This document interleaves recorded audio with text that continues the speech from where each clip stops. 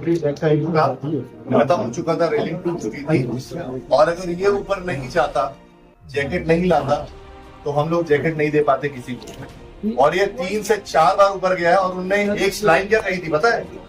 बेचना है क्या तुमको ले जाकर के? ये कट टू कट लाइन है जो से कहा गया था, बेचने के लिए ले जा रहे हो क्या ये जैकेट? मतलब मैं एडवोकेट रोशन आनंद और समाज सेवा के साथ साथ मैं कांग्रेस पार्टी का एक सदस्य भी हूँ, पार्टी में भी काम भी करता हूँ।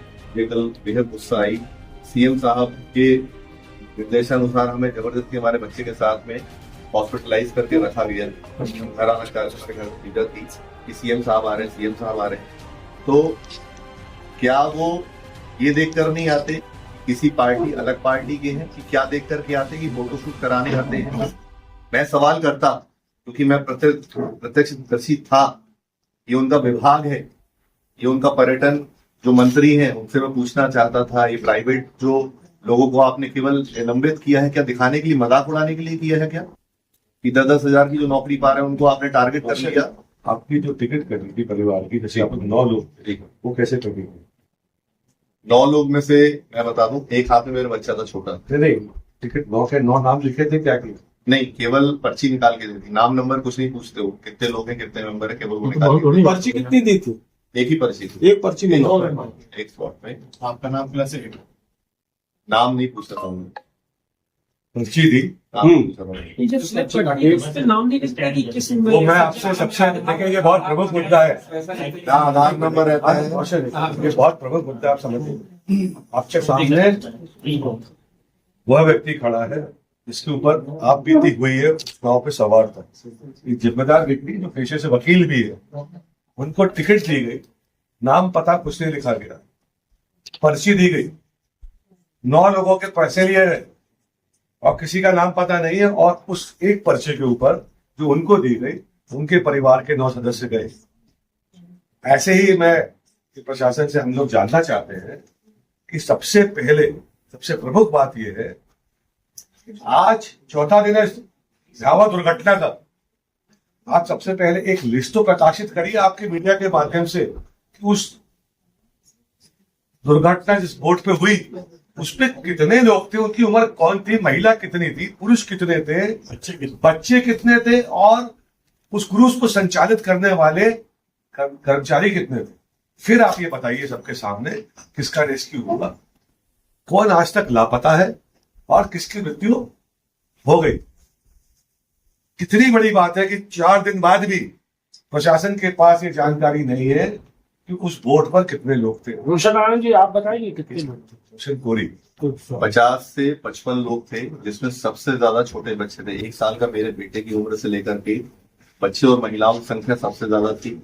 उम्र दराज एक 72 साल के जो सबसे आखिरी में निकाला गया वो थे, और 2 पुरुष और थे जिनकी उम्र लगभग 55 के आसपास रही हुई। एक ही आईडी कार्ड में डिफेंस मिनिस्ट्री का टैग लगा हुआ था, और मेरे को पक्का ये अंदेशा है कि उस डिफेंस के आईडी कार्ड पर उन्होंने टिकट इशू नहीं किया होगा। उनके साथ वो जो 5 परिवार के सदस्य थे, उसमें 6 परिवार के सदस्य, उसमें 3 लोगों की मौत हुई। और ये मेरी आंखों देखी है, कोई मैं हवा बात नहीं कर रहा हूँ। 55 लोगों में सबसे ज्यादा बच्चे थे, सब रो रहे थे, चीख रहे थे। फोटो करना है। एक ऐसी घटना घटी है जिसमें हमको कोई जवाबदेही नहीं मिलती। आज हम लोग जो विक्टिम्स थे उनके घरों में गए, उनकी पीड़ा सुनी, उनका दुख सुना। ऐसा लगा कि उनके दुख और उनकी पीड़ा तो शायद शासन समझ ही नहीं पाता है। पहले तो मैं कुछ प्रश्न रखना चाहूंगा, आई होप प्रश्न का कभी हम लोग को उत्तर मिले। कोई भी एडवेंचर स्पोर्ट स्पोर्टिंग एक्टिविटी होती है या टूरिस्टी एक्टिविटी होती है, उसमें आप जब इस तरह की बोटिंग राइड्स या माउंटेनियरिंग होता है या कोई भी स्पोर्ट होता है, आप जब टिकट इशू करते हो, आप जब लोगों को अंदर भेजते हो, तो एक लिस्ट मेंटेन करोगे। हम ये पूछना चाहते हैं शासन से, आपके पास कोई लिस्ट है कि आप लिस्ट लोगों से पूछ के बता रहे हो? ये तो पूरा सिस्टम आपको था। टूरिज्म डिपार्टमेंट का था, आपने आउटसोर्स किया होगा एक्टिविटी, मगर डिपार्टमेंट तो आप ही का था। तो आपने क्या कोई लिस्ट नहीं बनाई? आपके पास कोई लिस्ट नहीं है लोगों की जो उस दिन बोर्ड किए, जो बच्चे बोर्ड किए, जो टिकटलेस बोर्ड किए? बड़ा आश्चर्यजनक बात है। It shows lot of casualness. दुनिया में आप कहीं जाओ, जहां पर भी ऐसी एक्टिविटी होती है, आप चाहे अंडमान जाओ, निकोबार जाओ, लक्षद्वीप जाओ, मैंने सब जगह जब आए, वहां पर वार्डन्स होते हैं, लाइफ गार्ड्स होते हैं, ट्यूब्स होती हैं, स्पीड बोट्स होती हैं, कि कभी भी कोई अगर दुर्घटना हो, तो दुर्घटना तो एक ही दफे होती है, रोज थोड़ी होती है।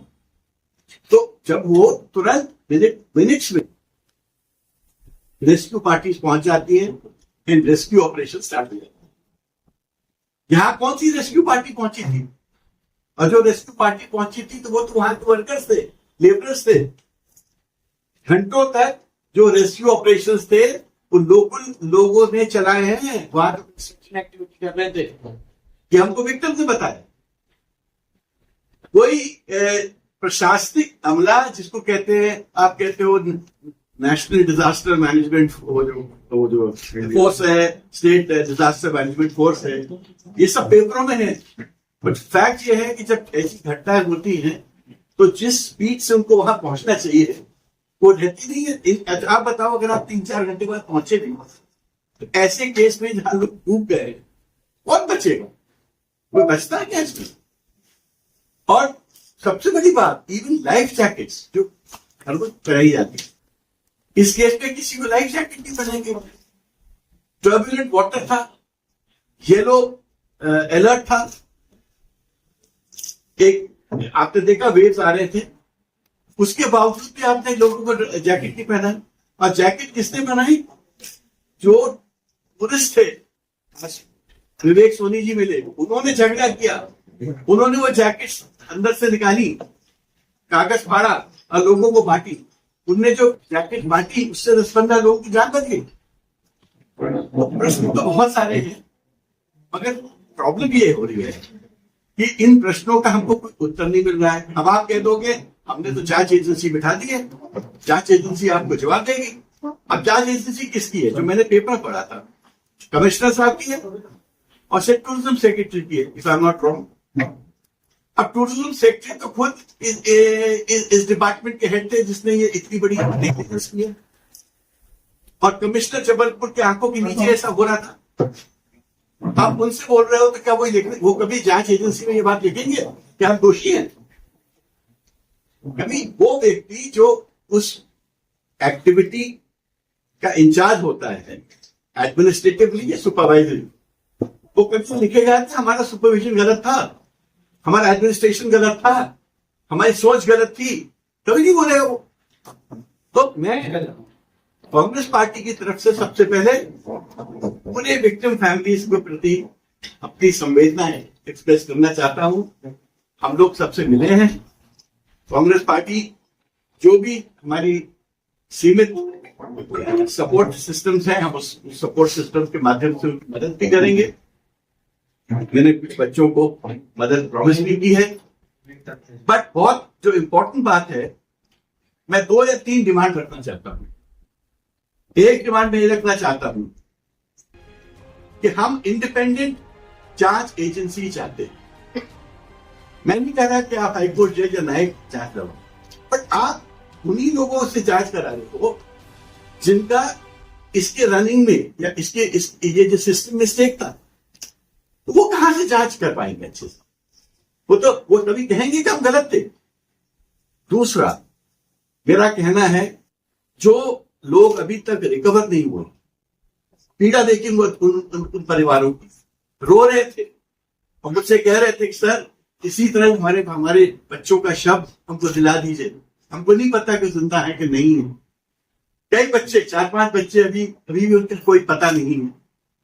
तो वो कह रहे थे कि जो गोताखोर होते हैं उनसे बोलिए संख्या बढ़ाएं, उनसे बोलिए एरिया बढ़ाएं, और हमारे लिए तो 1-1 मिनट मुश्किल का है। 2-3 दिन हो गए हैं, हमने अपने बच्चों के बारे में कुछ सुना नहीं है।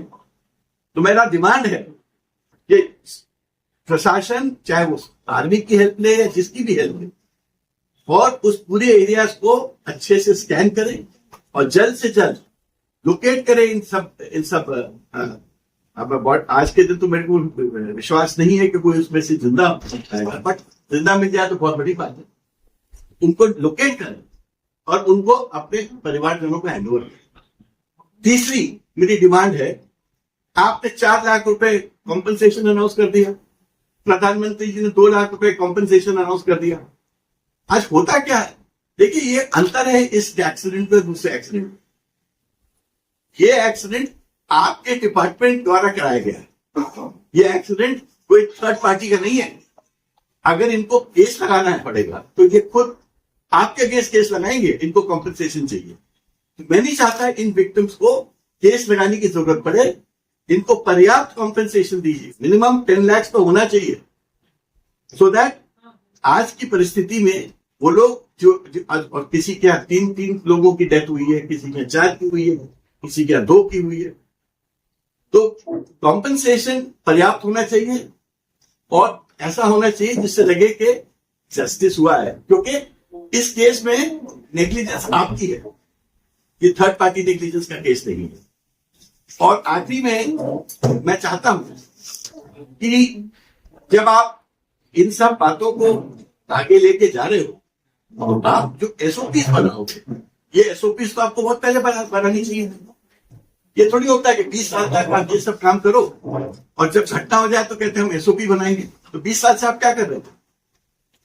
तो इसका मतलब आपकी नॉलेज ही नहीं है, आप समझते ही नहीं हो कि इन चीजों के पीछे कितनी स्टडी होनी चाहिए, कितना रिसर्च होना चाहिए, कितनी प्लानिंग होनी चाहिए, कितनी स्ट्रैटेजी होनी चाहिए।